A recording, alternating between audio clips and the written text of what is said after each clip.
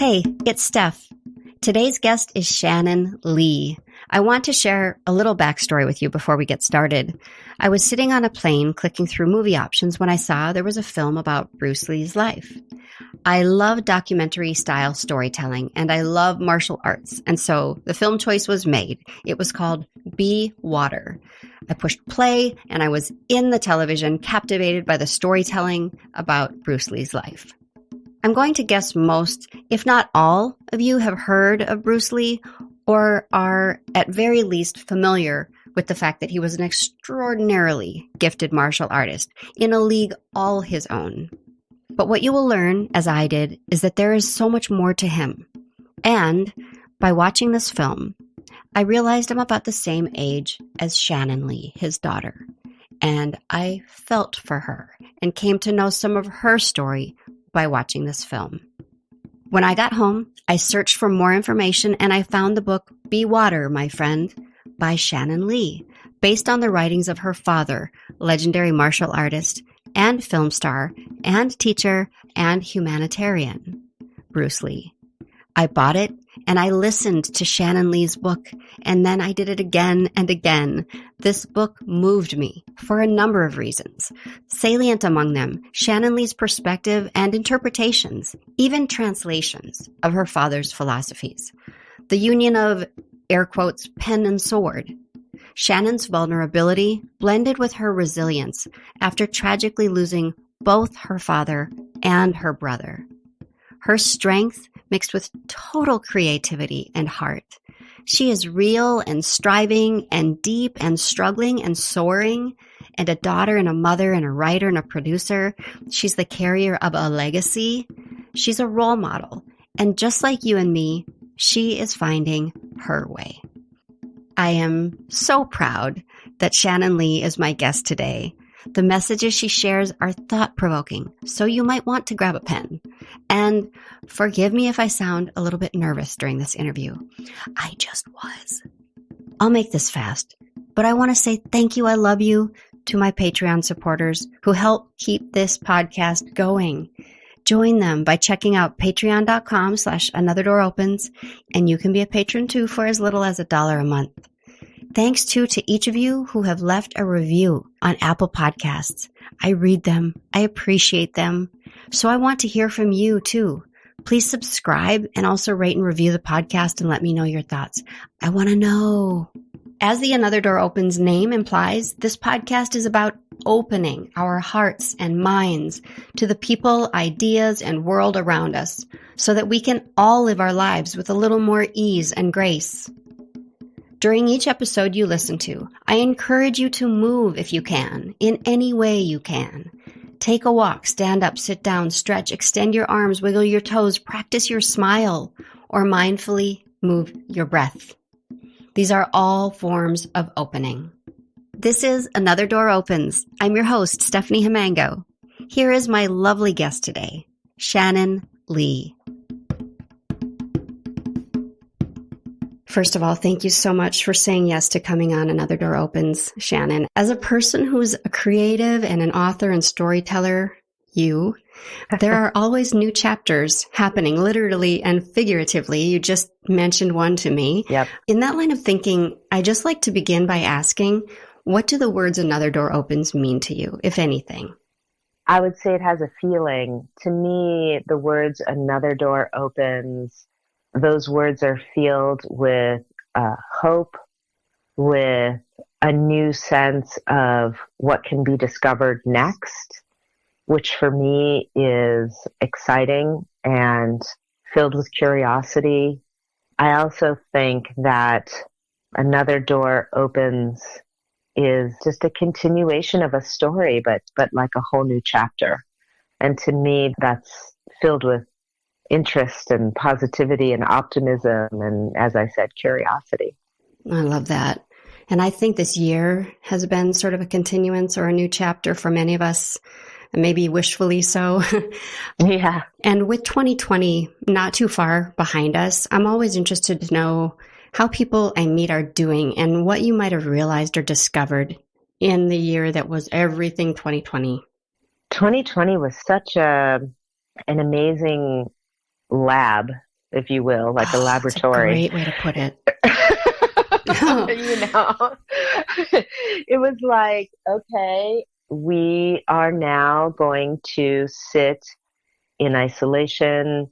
We're going to sit with a lot of tumultuous feelings. We're going to have to really look at our lives and our inner worlds. We're going to learn so much about community and through the lens of isolation. And it felt to me sort of like it was a year where we stepped into extremes.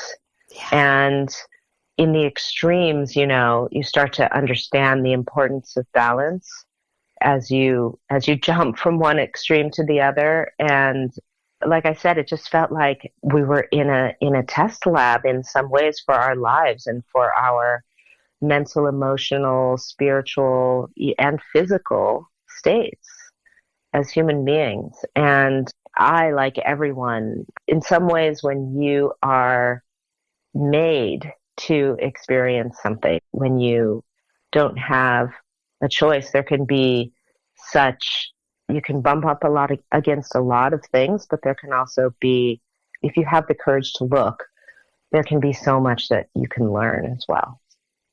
I feel like you have a poet's heart, but you're also a fighter, you know, and you're from a family of fighters.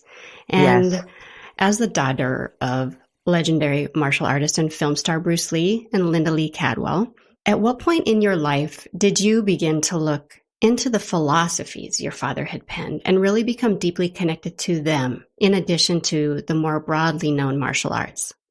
So from the martial arts side of things, you know, martial arts was a thing in my household 24/7 when my father was alive. Like everybody did martial arts. Yep.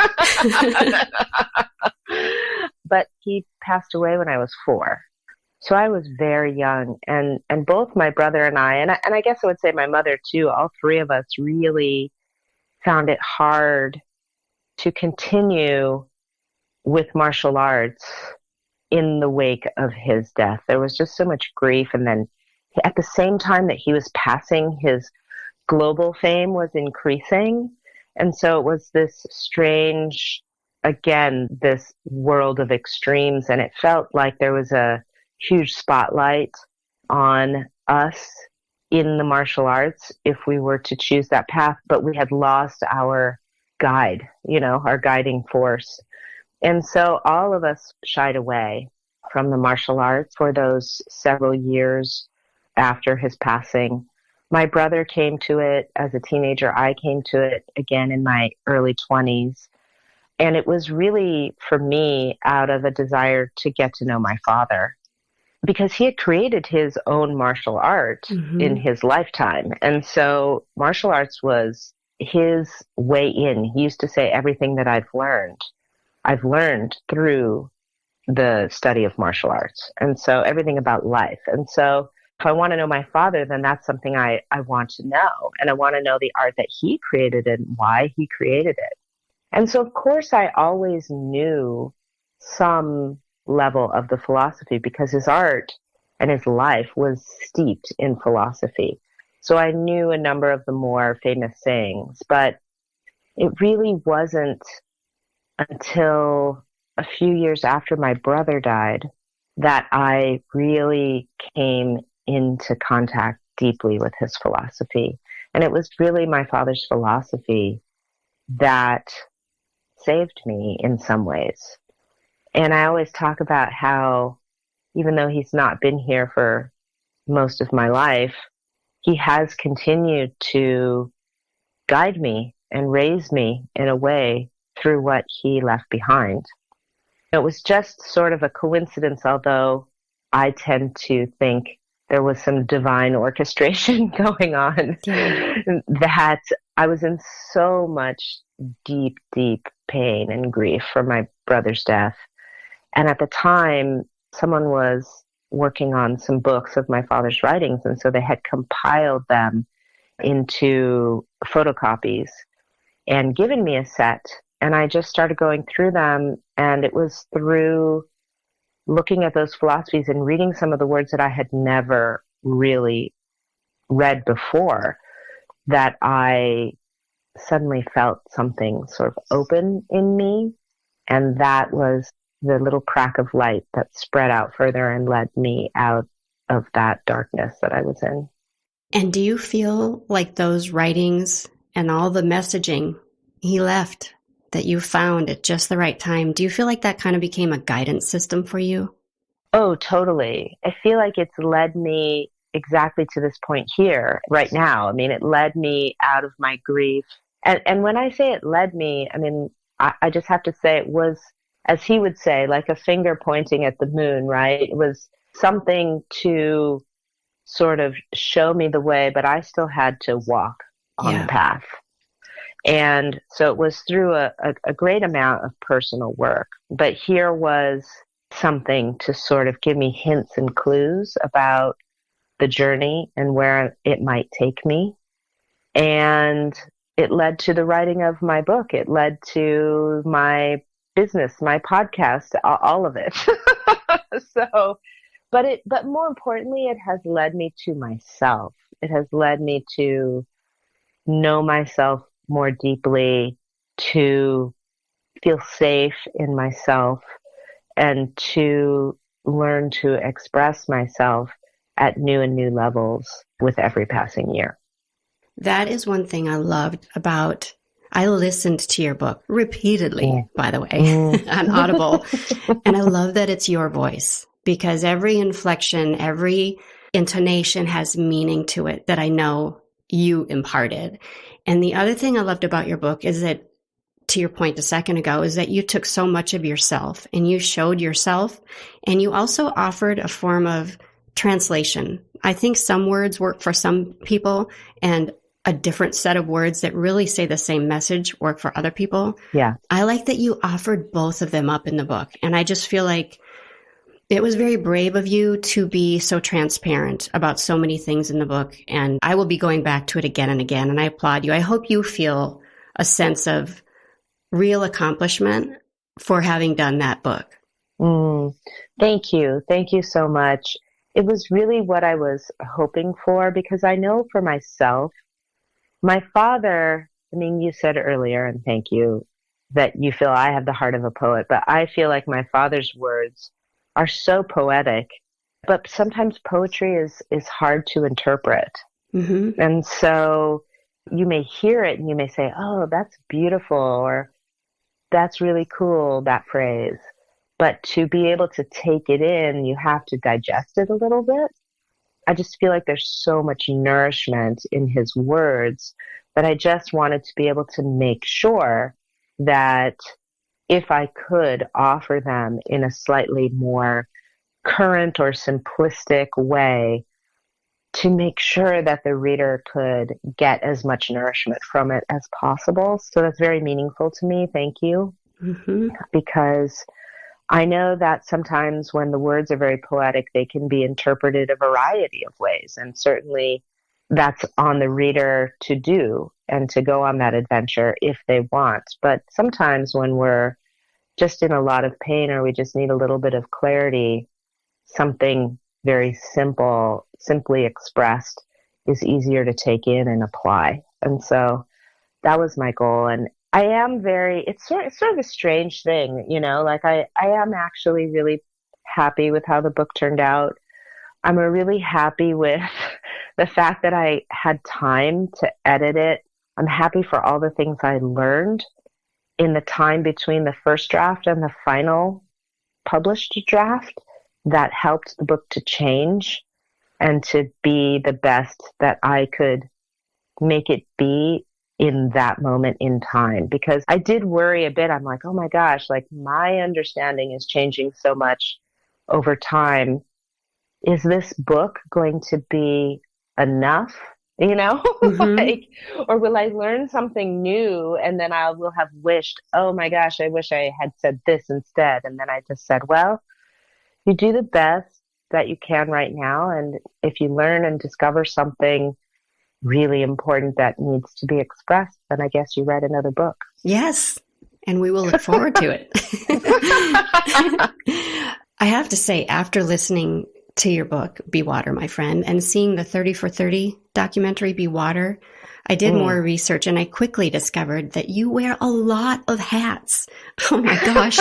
From your role as CEO of the Bruce Lee family companies to executive producing the Warrior TV series to, as you mentioned, your Bruce Lee podcast and your acting and stunt work and martial arts studies and your singing and your study of voice. Oh my gosh. Of all the work you do and all the types of work you do, is there something among them that brings you the most joy? I will say that I really do enjoy writing, even though anyone who writes, or maybe most people who write, maybe it doesn't apply to everyone, but will understand what a struggle it is. Yeah. But I think that's where my fighting spirit comes through, because it really does sort of feel like a battle that I'm waging on the page. And there is a certain amount of satisfaction when I feel like I've won the day. Oh, I love it. But what I will say is, for me, I really thrive with having multiple things going on. I also really try to look at everything that I do as a creative act, because that's what I love, is to be creative. And if that's like composing this email in the best possible way, or facilitating a process in the most efficient way, it's really like martial arts in a way. It's like my father, the three tenets of his art of Jeet Kune Do was simplicity, directness, and freedom. And so for me, I kind of feel like I'm applying creativity to all the different processes of my life to try to either efficiently and simplistically facilitate, express, empower, or to creatively cultivate something or to make something more free. All of these processes he talked about in his own growth and in his own art, I feel like I can apply to running a business or to interacting with people, or when I get to do the more purely creative things like produce a show or write a book or engage with someone on a podcast. Like, I just try to bring a level of creativity to all of it so that it all feels nutritive to me in some way and sort of feeds my soul. Something that comes up in your work, in your father's work with frequency, is the concept of bridging the gap. Can you explain where that concept comes from in your father's work, and how do you apply bridging the gap in your own life? I think that this is a concept that is an important one, and that I'm still sitting with in order to sort of fully express and cultivate this idea. But so I talk about the idea of bridging the gap in martial arts, right? Mm-hmm. The gap is, if we're in a purely martial sense, is the distance between you and your opponent. How are you going to get across that distance in the most effective way? And so I think we can all understand that. Like, I have to get in the ring with someone, I have to strike and defend. And in order to do that, we both have to contend with this gap that is between us. And the person who can bridge it the most effectively is the person who is the most successful in that contest. But I like to take this as a metaphor for all of the gaps that we have to bridge in life. I mean, in a way, life is like a constant bridging of the gap, and it can be done in the smallest, tiniest micro gaps between, as I talk about in my book, thought and action. Mm-hmm. And then there are the larger gaps we need to bridge between us and the people we're in relationship with, between our life and our work. You know, there are all these sort of quote unquote gaps that exist, these things that we need to create bridges across. And I really see my father as a bridge in a lot of ways. I mean, he bridged cultures, he bridged people from different walks of life. he bridged the gaps of representation and creativity and physicality and all sorts of things. And for me, I think it is something that I'm contending with every day in the choice. Like, in a way, a gap is a choice, right? It's like, what is the choice I'm going to make in order to get from A to B, in order to get up off this couch and do something productive, in order to try to pour my soul onto a page, in order to connect with you in this call, So I just think that it's a wonderful metaphor to sit with, especially right now on a bigger stage where we find ourselves as a global community with so much strife, so much polarization. There are some huge gaps that need to be bridged, but they can start within ourselves and we can become effective gap bridgers, if you will. and sit in, there's a little bit of discomfort in it, and there's a little bit, but as we do it more and more, we become more practiced and more fluid, and we start to see like, oh, we don't disappear when we get to when we reach across that gap. We're still here. So I think it's something for all of us to look at. And I think, and I don't mean to make this like a pun, but I think it is such a great bridge to the next concept that is so prevalent in your work and in your father's work of unity. And you touched on this a minute ago, but I think one thing many people who know the name Bruce Lee may not know about him and about your family and about you is that message of unity and all of us being one family under the sun. He embraced training and teaching Kung Fu to people of all races and backgrounds when maybe that was not the norm. Whether it was Hollywood or through martial arts teaching, do you know which experiences in particular might have helped your father crystallize that message of unity? I think for my father, he grew up in a place and with circumstances that were not unified, and he could see that all around him. I mean, he himself, his mother was half Caucasian, so he was a quarter Caucasian. He grew up in Japanese-occupied Hong Kong during World War II. He grew up in Hong Kong, which it was a British colony, even though it was primarily inhabited by Chinese. He was kicked out of his own Kung Fu training as a teenager when it was discovered that he was not 100% Chinese. And that's all in his very formative years, right? Right. And then he comes to the United States, and ultimately he has to contend with an entirely new culture, an entirely new mix of people. And I think he just could always see, and maybe because of his own experience with prejudice and racism growing up, that he could feel this sense of energy within himself. And to a certain extent, he had a certain amount of self-sufficiency that he cultivated in himself and proficiency. He really cared about doing things deeply and well. And I think because of that, he could see, well, I have ability and I have value.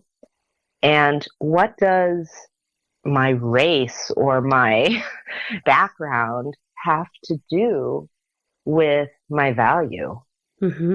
It informs me culturally in terms of who I am, but as a human being, I'm just the same as everyone else. And so he really took that to heart and believed that and practiced that. And in a way, when I say believed and practiced, I think it just was a point of naturalness for him. He did not believe in being limited himself. And I think this is a lens on why it's so important to do our own work and do our self-work, because once you realize like, oh, if I'm not going to limit myself, then I can't then limit someone else either. Right? Yes. Yes. So he took that into his life and carried it forward. And my mom always said, like, he treated people as people, always. Got along with or didn't get along with them just based on, whether from a personality standpoint they got along or not, but nothing else. And he would teach and share his knowledge and his experience with anyone. And he wanted other people's knowledge and experience shared with him as well. And again, it's like, well, I can't just take without giving, And so there was just this natural exchange that he developed in his life, and he could see where there was so much inequity all over the place. And he thought, well, I will just open myself up to life fully, and I will try to change the things that I can change. And he made certain of those things his goals, such as Asian representation in Hollywood and open teaching in Chinese Kung Fu and different stances like that. And he made a deep and meaningful impact in that way. And I also love that not only was that innate in him and he lived that, but he found a way to give it all voice. And you give it voice as well, just through your example, but also through, all the different ways that you're able to get that message out there, which, as you alluded to earlier, I feel like is needed now more than ever.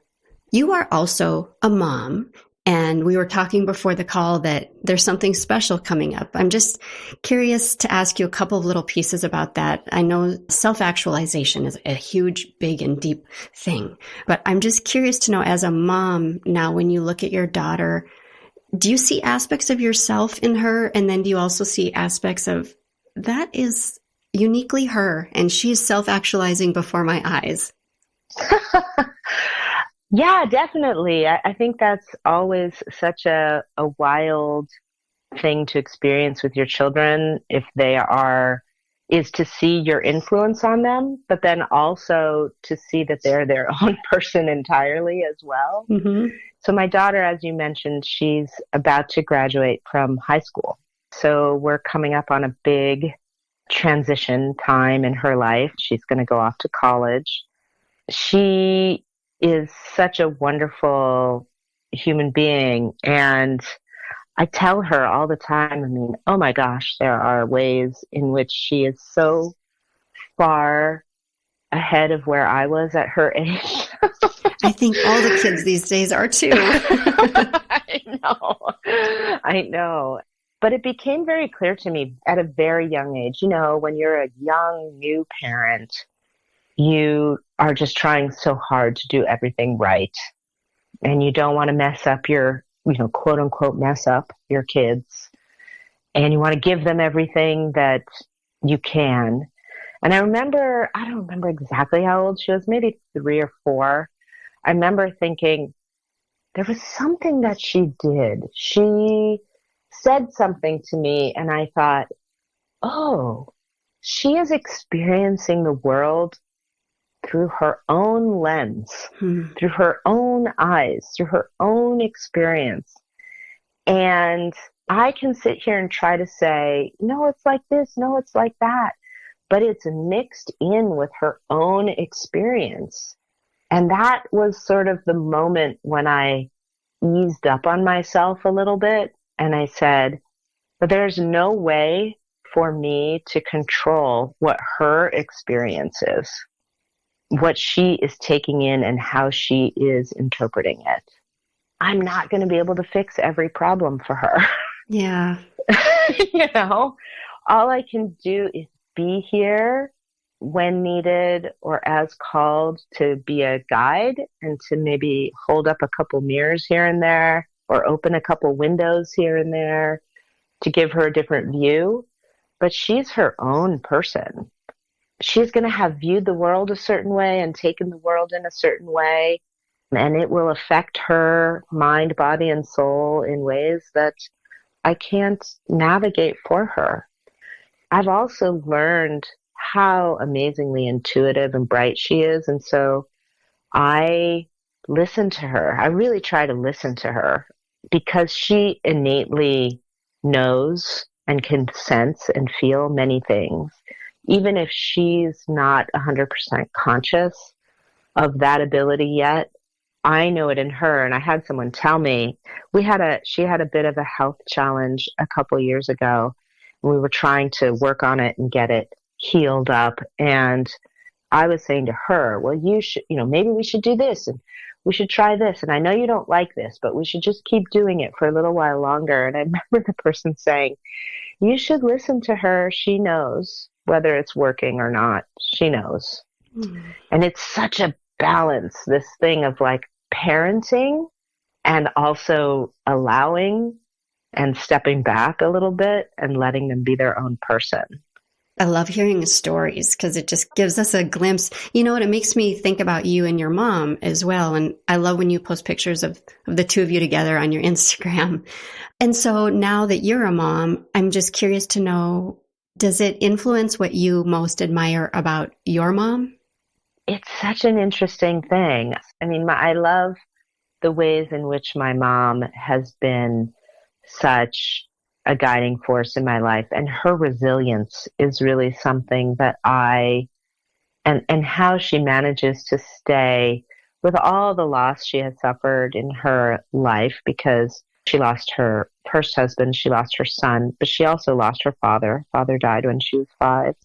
So she's been through a lot, and her ability to remain full of life and joyful and resilient and full of love is something that I have really carried forward from her into my own relationship with my daughter and my relationship with life as well.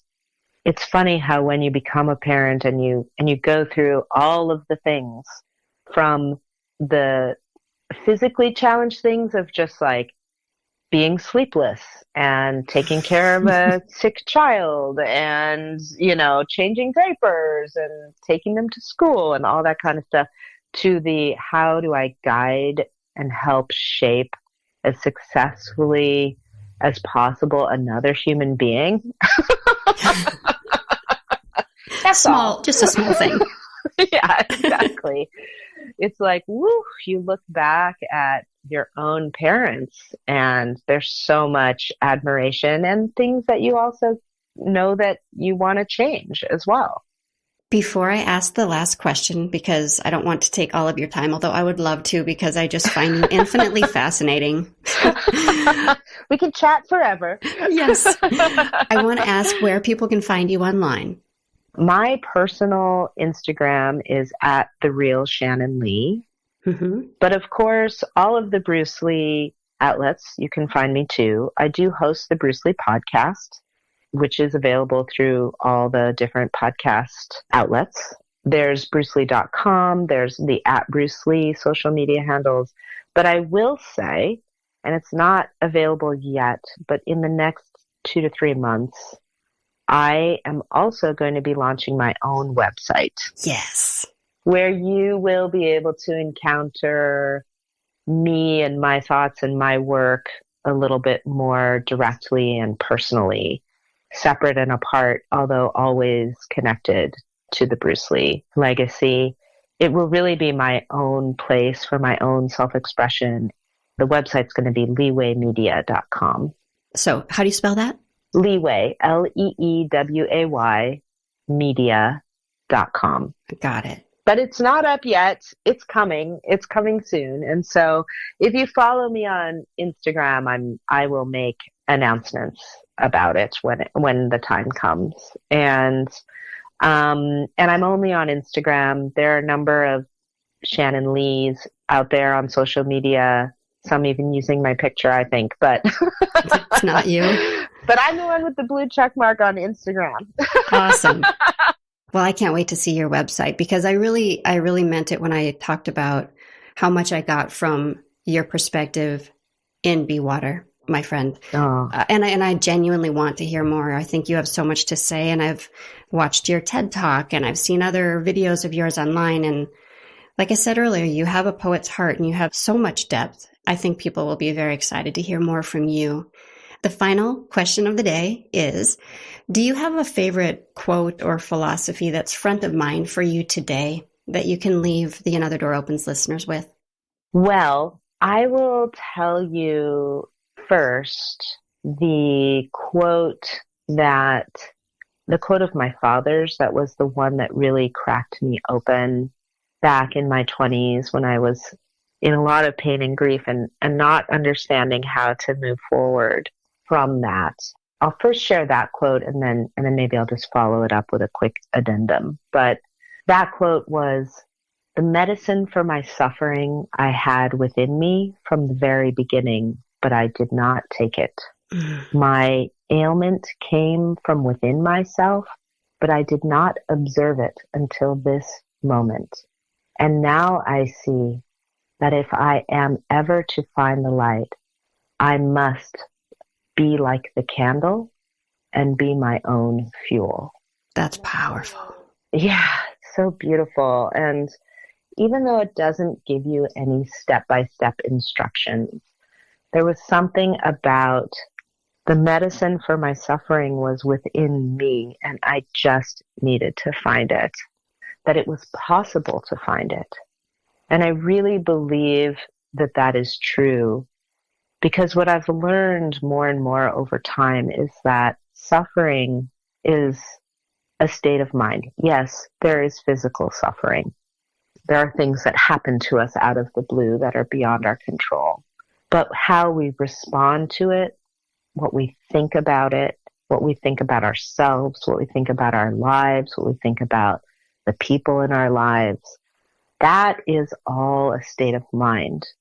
And if we can find a way to heal our state of mind and to transform our state of mind, then we can transform so much of our suffering.